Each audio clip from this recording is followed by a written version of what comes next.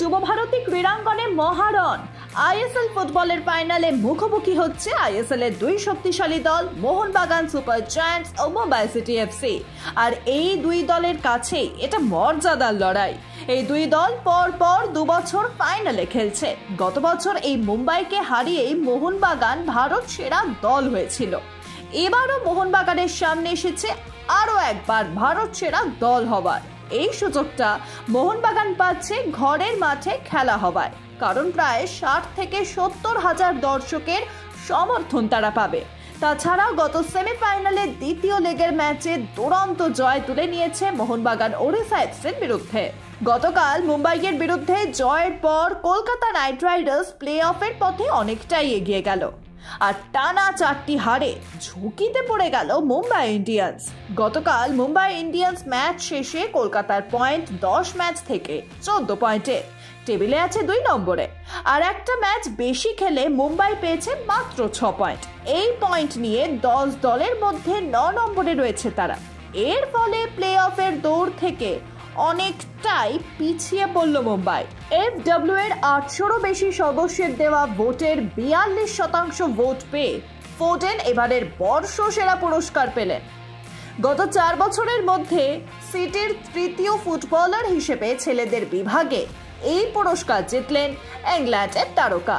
2021 সালে Ruben Dias ও 2023 সালে জিতেছেন আর্লিং হল্যান্ড। ফোডেনের পর এবার দ্বিতীয় হয়েছেন তারই ক্লাবের সতীর্থ রদ্রি এবং তৃতীয় হয়েছেন আর্সেনালের মিডফিল্ডার ডেক্ল্যান রাইস। ফোডেনের ক্যারিয়ারে এটাই সেরা মরশুম। সব প্রতিযোগিতা মিলিয়ে এই মরশুমে এখনো পর্যন্ত তিনি করেছেন 24টি গোল। এই মরশুমে ফোডেনের হাতে আছে আরো 5টি ম্যাচ। এবার টি20 বিশ্বকাপের দায়িত্বে থাকছেন 20 জন আম্পায়ার ও 6 জন ম্যাচের রেফারি। কারা কারা এই দায়িত্ব পেলেন তা জানিয়ে দিল আইসিসি। টি20 বিশ্বকাপের ফাইনালের ম্যাচে রেফারির দায়িত্বে থাকছেন রঞ্জন মধুগালে, জেফ ক্রু এবং অ্যান্ড্রু পাইক্রোফট।